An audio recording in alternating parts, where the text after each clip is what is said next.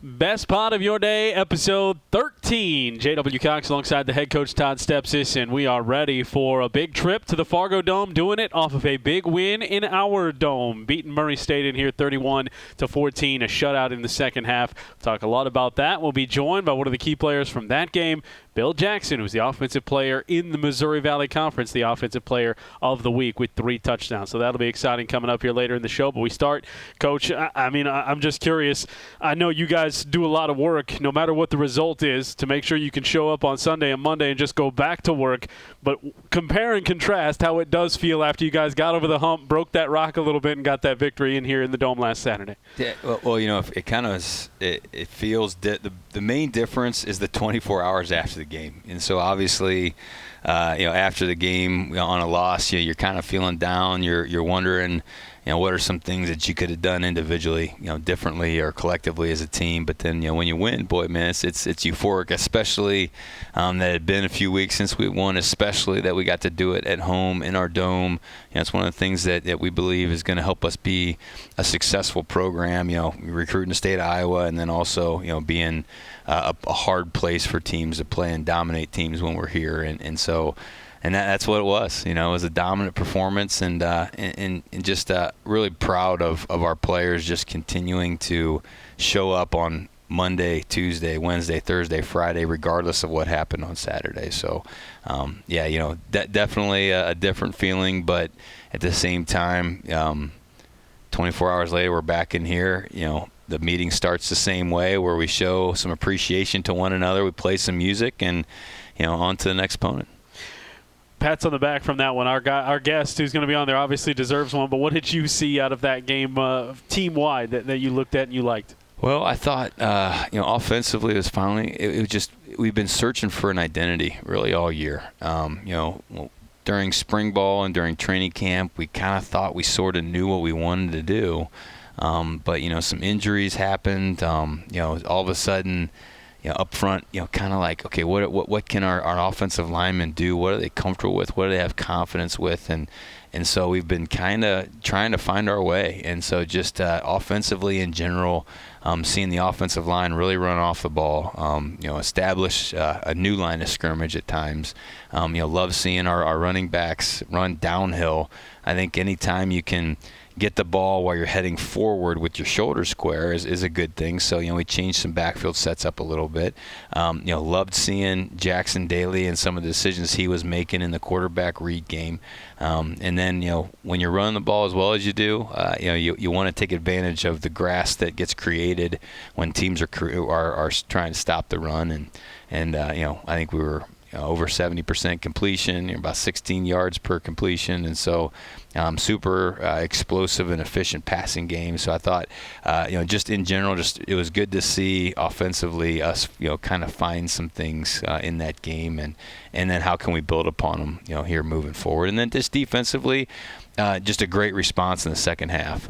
We played with some pretty poor fundamentals. We took poor angles to the ball at times. We took on blocks, not the way you need to. Our eyes were kind of backwards at times, and then the missed tackles weren't necessarily a guy overpowering us, just not using great technique. And so for us to be able to process that and be disappointed in the first half, come out in the second half and shut them out, like that was really, really big. And then just special teams, I'd say the highlight in that unit was perfect in operation as far as our field goals and extra points. We hit the one that got us to a 2-score game. All of a sudden you can breathe a little bit, and then that's when we really started to pour it on. And I thought this is about as good of a game as we've played probably since that first week. Now it is. You need another one of those plus, because you know who's waiting for you on Saturday. And again, everybody's going to go in and say, yeah, obviously they're undefeated, they're all that. But I look at it as what a great opportunity, right, to go play up against the best. You get your shot just like everybody else. What has to happen to play well against them and find a way to do what nobody else has done yet and find a way to come out with a victory there on Saturday?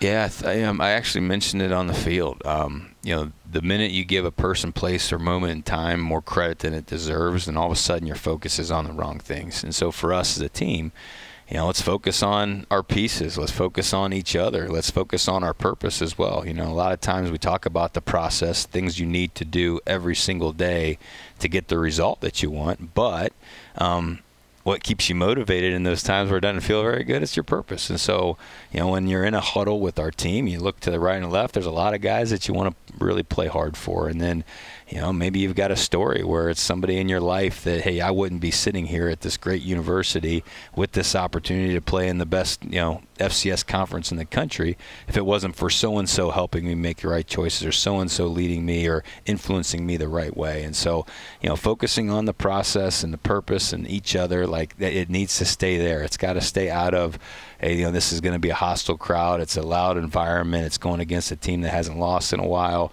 the team that won it all last year, a team that, is now back-to-back champs, all those kinds of things. We got to be aware of those things, but, that can't be what's the main deal here.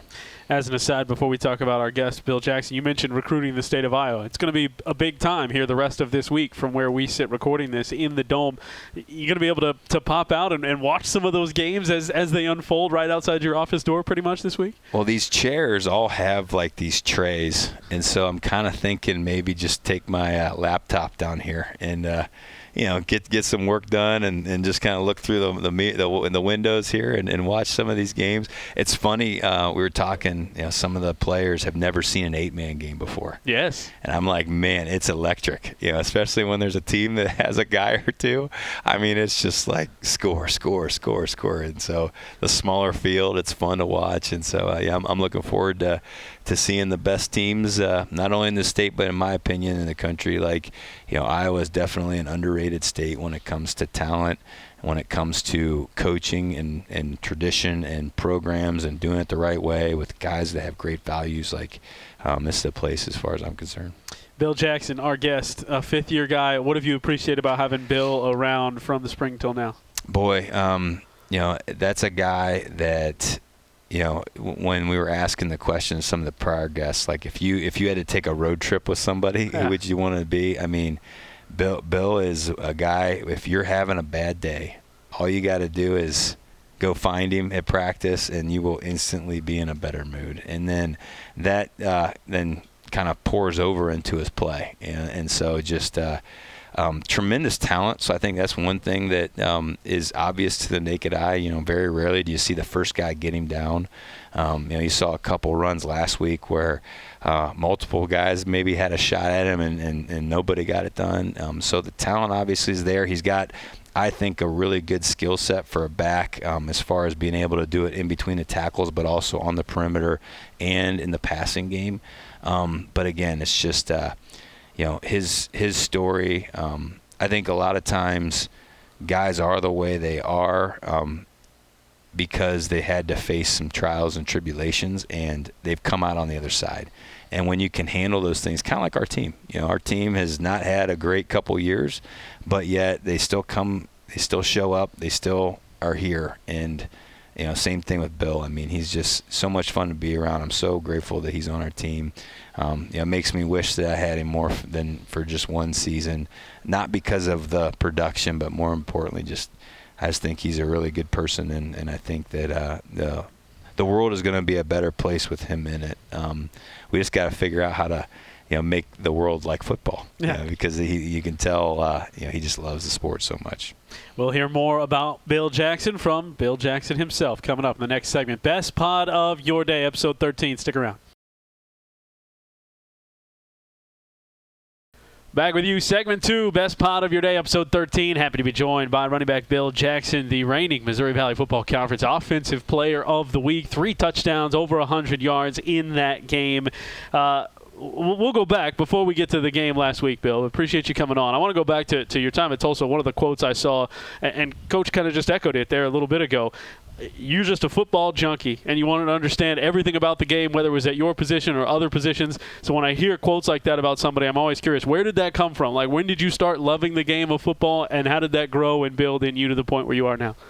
Well, back in the day, honestly, I had a wise man once told me that football going to go flat one day, so, like, cherish the moments. Like, so with me, I just always had to find a way to be better. I'm not the tallest guy. I'm not the fastest guy. Like, so from that standpoint, I had to do stuff that was going to separate me. So, like, me becoming a football junkie kind of stemmed from that, like just finding ways to be a bigger factor for the team. So that's kind of where that came from, always being like the underdog. I was always like the underdog when it came to sports, whether it was basketball or football, because I played basketball too. So I just always tried to outdo my opponent or outdo who I was competing with at the time, and that's something that separated me. When did you start playing? Or are we talking like a little peewee football and all the way through? You started that early? I was 6 years old when I started playing tackle football. Yeah, I was 6 years old. And every time I tell somebody I was 6 years old, they be like, dang, that's a young age. And I'm like, wait, when y'all start playing? They always say, like, middle school. Or I'm like, well, that's why, like, y'all kind of, like, back a little bit on kind of football and tackling, getting hit. So, I mean, like, everybody in St. Louis started at a young age, though, with football, because if you don't start young in St. Louis, you probably won't like it or latch on to it when you get older. Was there a time, now you go back to 6, I don't know, maybe it was the first game, maybe not, but was there a time you remember thinking you came out of a game or had a play or something, whatever, and you were like, oh yeah, this is it, I love it, this is what I'm chasing now for the rest of the time that I can before that ball goes flat? Man, we was playing Kirkwood. I think it was like our third to last game. It was the playoffs, and I had like I played punt returner. They punted me the ball. I reversed the field like 3 times. Everybody like, what are you doing? What are you doing? And I ended up scoring. And I was like, oh yeah, this is what I can see myself doing before that football go flat. If I can keep doing this will feed my ego, drive me to keep going. So I just found ways to be explosive and dynamic with the ball ever since that day. It's a beautiful thing when the game kind of gets you like that, Coach. I mean, I'm sure everybody, if you ask them, has some sort of story similar to that, right? Yeah, and probably someone told you that your height, maybe basketball wasn't going to work for you. Coach Brandon Gregory, him and Coach Sterling Finney, I'll never forget them, man. They're my guys.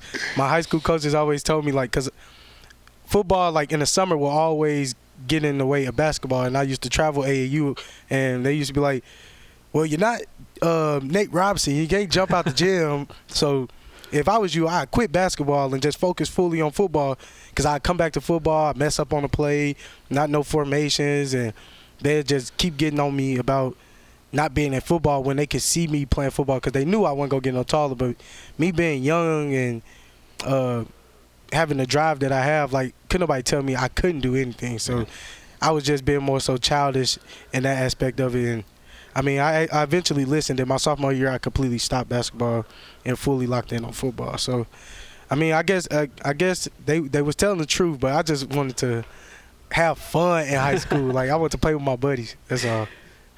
Well, talk about your high school. I mean, it's really clear that you're proud of not only just your high school, but your hometown and where you come from. What is it about that area in your high school specifically that kind of, builds that up in you and makes that such a crucial part of who you are? Man, my high school, Cardinal College Prep, like, the people who went there, like, we all grew up together, and like the ones who didn't, we became close friends so fast. Like, I'm a people's person. Like, I love to be around people who are funny and outgoing, have aspirations and dreams and stuff like that. So it's like Cardinal Ritter was full of that. Mind you, it was 2 hallways long. Like, and we only had 2 hallways, one top floor and a bottom floor. So you seen the same people every day, and like every day was funny. Like, we started off every day meeting in the cafeteria before class, like, and I'm telling you, like, I'm in tears, crying, laughing. Like, we got some of the funniest people in America in St. Louis, but who went to Cardinal Ritter, man, it was just like it made my day. Every day made you want to go to school just because of the people who went there. So from that aspect of it, I was just like, man, I don't never want to graduate. Like, I wish we could graduate and we go to Cardinal Ritter College Prep college. Like, it was just like it was crazy, the people I met there, and the people I grew up with all went there too. So it was just like, why not? Like, why not Cardinal Ritter? Now, you did graduate, and you go on to Tulsa for 4 years, and now you end up here. What was it that made it time for that change? What was it that brought you here, and what was the main sticking point that was like, hey, UNI is the place that I need to go to finish out my college career?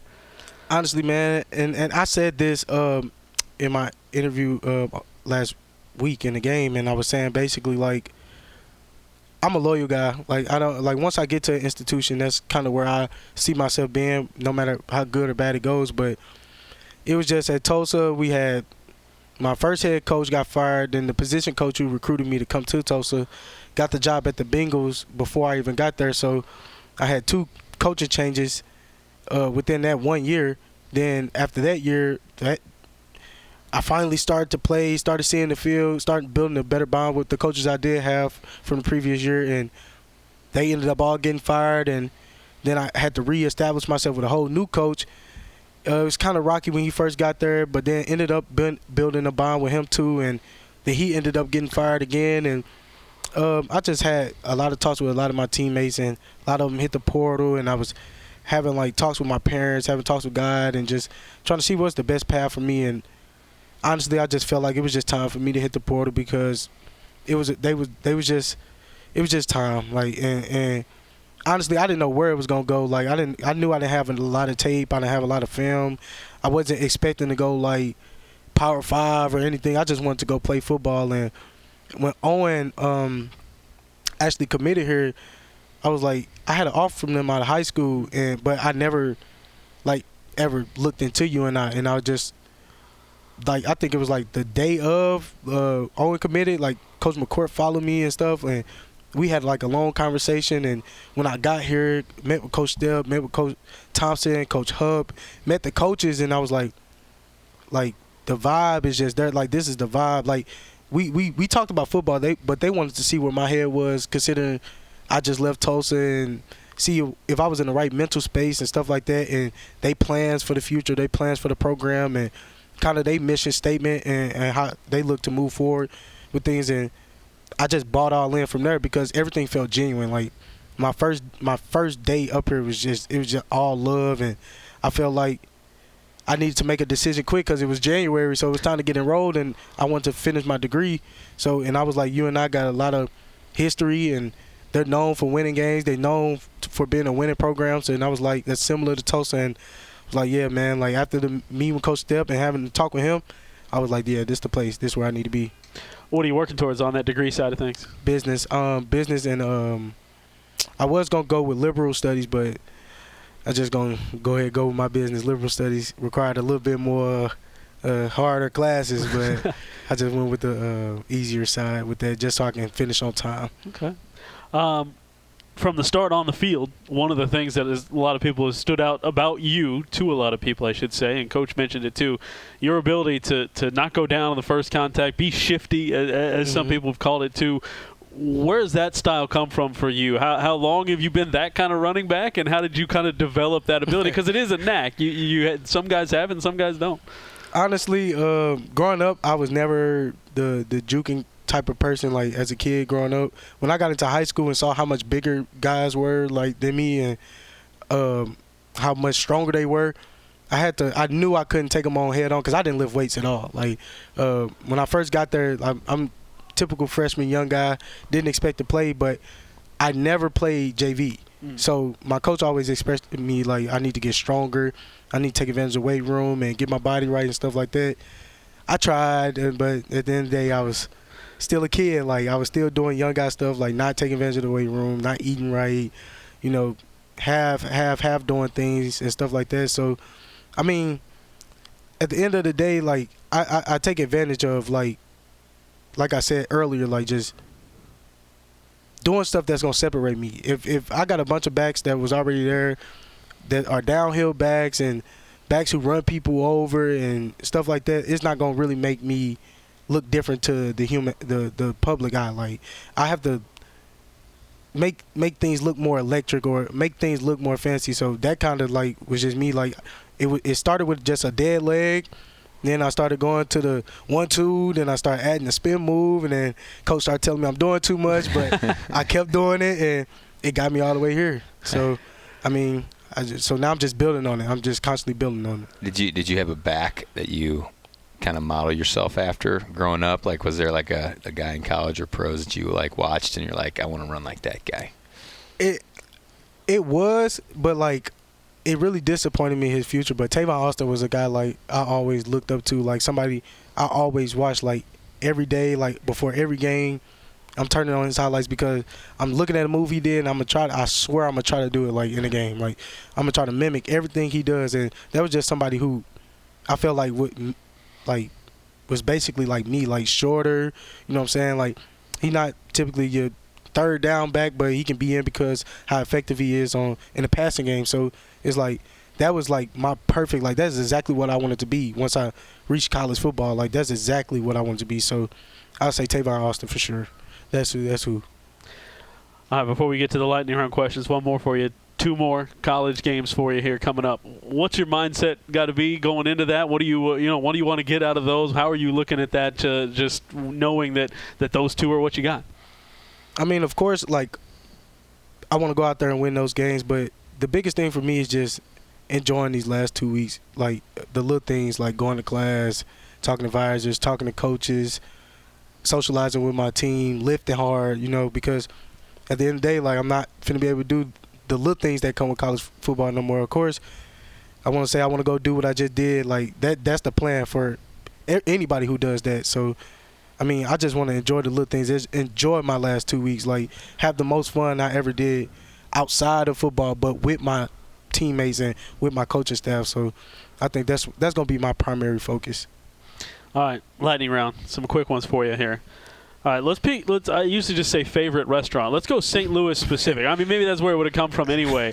But there's going to be people watching that are also Panther fans in general that are going to end up down there for the basketball tournament. So they need some inside knowledge. What's the best restaurant that you loved in St. Louis in your hometown?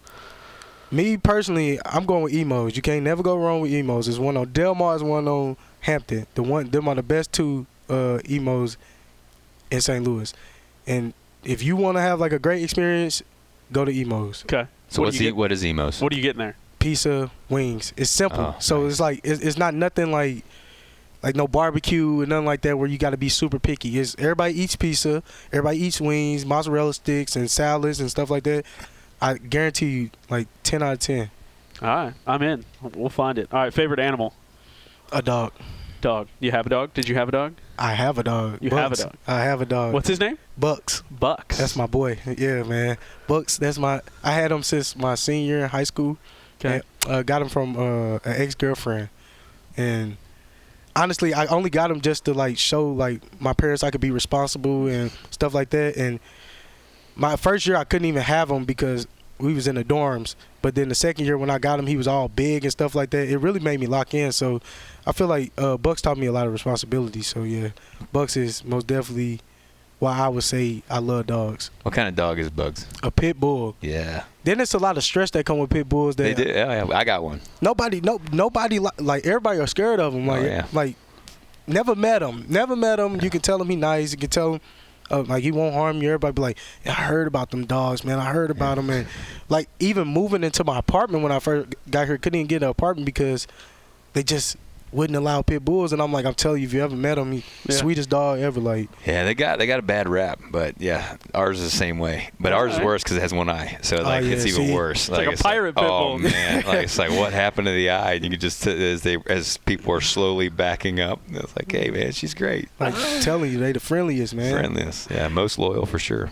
All right, any game day routine that you got to do? Game day routine, or even something that you're wearing on your jersey or your sock, or anything that you got to do every time? Game day routine, I always talk like not physically, but I always talk to my cousin that passed away and my granny like just pretend like they right next to me. Had a cousin named Isis Mar who died to gun violence, and my granny died to cancer. And I feel like them are 2 women who had major impacts in my life and who I was very close with, and I dedicate like a lot that I do in life to them. So like every day not every day, but like every time before the game I always walk the field and people kind of see me talking to myself, but I'm really talking to those 2. So that's something I have to do before every game. Does that give you perspective too? Just, I mean, you're about to go out, you're going to play, and that's important, and you guys put on all the work. But doing that, taking that step to remember those 2, what kind of perspective does that give you? It's more so because Coach Steph say it all the time, just about your why. Like, and that's my why. Like, I'm not close to a lot of women in my life besides my mom and my sister, and those 2, when you get those times where you just in your room and you just thinking about random stuff, like those are 2 people who always cross my mind no matter what the situation is. And if I could have them here today, I would most definitely would want to know what that relationship would look like now, and because of how close we was when they were here, and just to not have them here no more, it's the least I can do, and that just ties into my why and why I go hard and why I'm doing this in the first place. Well said. What's the favorite vacation you ever went on? See, and my mama she gonna get mad at me for this, but I'm not a big vacation guy. Okay. Like, I never, besides Miami and Houston, like, I don't want to go outside the country, like, because I'm a wild guy. Like, this is one reason why they call me Wild Bill. But like, I love to have fun, and like when I go out the country, it's more so like I got to be on alert because I don't want to do nothing wrong. I don't want to do something that's not part of the culture and stuff like that. So I'd rather just stay in the U.S. and just do what I do. But wherever I went, it really was never for a vacation. It was always sports related or family related. And it was always serious business. Yeah, serious business. It was never nothing else. Like, it was always serious. Is there a part of the country that you want to go to that you've never been to? Part of the U.S.?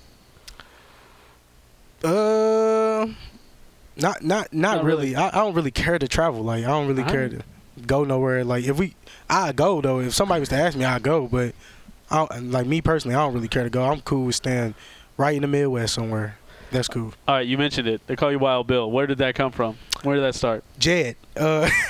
So actually, when I first got here, me and Jed didn't have the best relationship because it was like everything we did in the weight room was kind of new for me and more had a slower tempo to it. Like, because Jed wanted us to actually lock in on what we was doing and fully focus on what he had us, whatever his agenda was for the day. And Jed just used to, like, he knew I could get easily provoked, and like he was trying to make a message like no whining, no complaining and stuff like that. And me and Jed always bump heads. We would bump heads about breathing squats, and once he saw the moment, like saw the look in my eyes that I was finna retaliate, the whole 2 hours of the lift he finna be on me the whole time. And Jed just wouldn't let up on me, and that was somebody I actually ended up getting super close with before he left. Like, so Jed for sure. Like, Wild Bill. Jed is the reason why everybody. Then Jackson picked up on it. Jackson won't let it go. Like, Jackson keeping it alive. Jackson would never let that Wild Bill die. So we even got a handshake that's catered to the Wild Bill stuff. Like, so. Jed most definitely receives full credit for that. Jed with the Jackson assist. Is there a movie that you could watch over and over again and not get sick of it? A movie? Not a big movie guy. Okay. I got a show, though. TV show. That works. Blacklist. I could watch it over and over and over again. Like, just because I just love, like, anything where it's like a person, like, who has the highest intelligence, like who can just do the unexpected. Like, anybody who can do that, like, who's not part of the government and just know everything, like everything there is to know, it's just like I can rewatch it all the time just because of how smart they are. Like, whether it's learning different languages, different connections he have, authority he has, like it don't matter. Like, if somebody like have you ever seen Blacklist? Yeah. You see, so Raymond Redding, anything like Raymond, anybody like Raymond Redding is just like somebody I can just always watch. Like, so I say Blacklist for sure. All right, that's good. All right, you haven't been around for even a full year, but you've been immersed in Panther football since the time you stepped into the Cedar Valley here. If you could sum up Panther football in one word or one phrase, what would it be? All in. All in. You feel that all the way through everybody from the coaches on down? Where does that come from? Coach Step actually introduced it to us. It was just like, because at the end of the day, like, he always expressed, like, he didn't tell nobody to leave. He came in ready to build on what was here and added players like me, Owen, Crandall. Like, he added us to the program. It was just like, you either all in or you all out. Like, because at the end of the day, like, the expectation is the expectation, and the program is what it is. And we got it, just like I said earlier, like, it's so much history in the program. It actually means something to wear that UNI across your chest. So I just would say all in, like, because that's as simple as it can be. That's what it all comes down to. You either all in or you all out. And I feel like everybody is all in, even how the season is going. And it's easy for people to just say, forget this, like, I don't want to do this no more. There's no reason to do it no more. I no longer have a why, but just because of who our coaches are and the culture and environment we built around the team, everybody all in. It's like we 7-0. Well, Bill, I appreciate it. It's been fun to watch you. Everybody I know, from Coach on down to the fans, happy that you were here for your last ride with us. So thank you coming on. Appreciate you. That's Bill Jackson. That's the episode, best pod of your day, episode 13. Panthers on the road, 2:30 kickoff in the Fargo Dome. Then back in this building for the season finale on Saturday the 22nd, 1 o'clock kick time. Another chance to defend the Dome there and get everybody in to cheer this team on. Hope to see you then. If you haven't caught up on all of our previous episodes, get it wherever you get your audio podcasts. Search for Panther Point of View. Get these on YouTube and UNIPanthers.com. For Coach Stepp, for Bill Jackson, I'm J.W. Cox. Thanks so much. Have a great night. Go Cats.